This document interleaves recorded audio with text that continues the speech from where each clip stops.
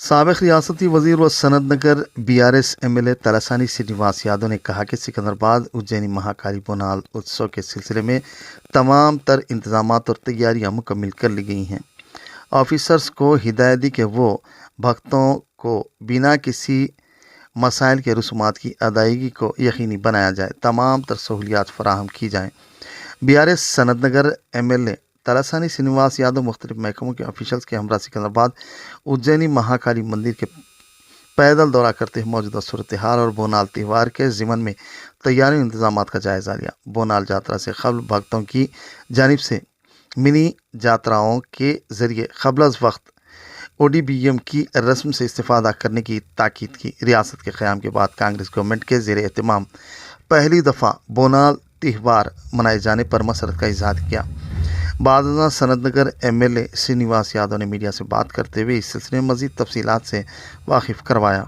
Viewers, हमारे Facebook, YouTube और Instagram page पर लाइक, सब्सक्राइब, फॉलो, कमेंट्स और शेयर करना न भूलें ताकि फ्रीलांस जर्नलिज्म की फलाह बखा को यकीनी बनाया जा सके।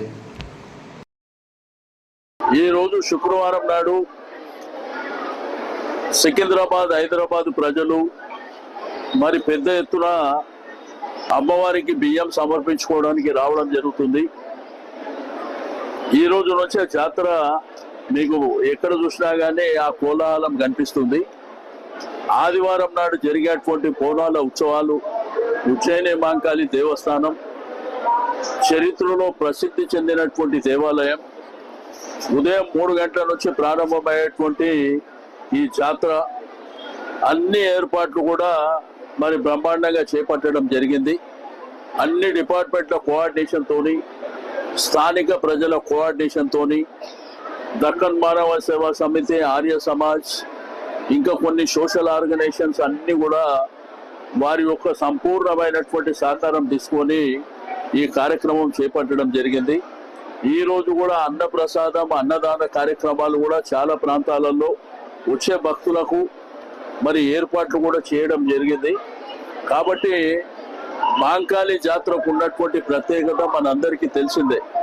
ఎందుకంటే కొన్ని వందల సంవత్సరాల క్రితం నుంచి కలారా వ్యాధి వచ్చి చాలా మంది చనిపోయినటువంటి సందర్భంలో మరి ఈ ప్రాంతంలో ఉన్నటువంటి ఒక రిటైర్ ఆర్మీ ఉజ్జయిని వెళ్ళి, కలకత్తా ప్రాంతం ఉజ్జయిని దేవస్థానానికి వెళ్ళి కలారా వ్యాధి తగ్గితే ఇక్కడ అమ్మవారిని ప్రతిష్ఠ చేస్తామనేది చరిత్ర చెప్తుంది।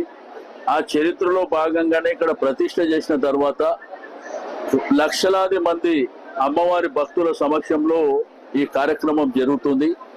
మా అక్క చెల్లెళ్ళు, మా తల్లులు, మా ఆడపడుచులందరూ మరి ఉదయమే 3 గంటలకు బోనాలు సమర్పించడం, ఆ 3 గంటల నుంచి పరంపరగా బోనాలు సమర్పించడం జరుగుతుంది।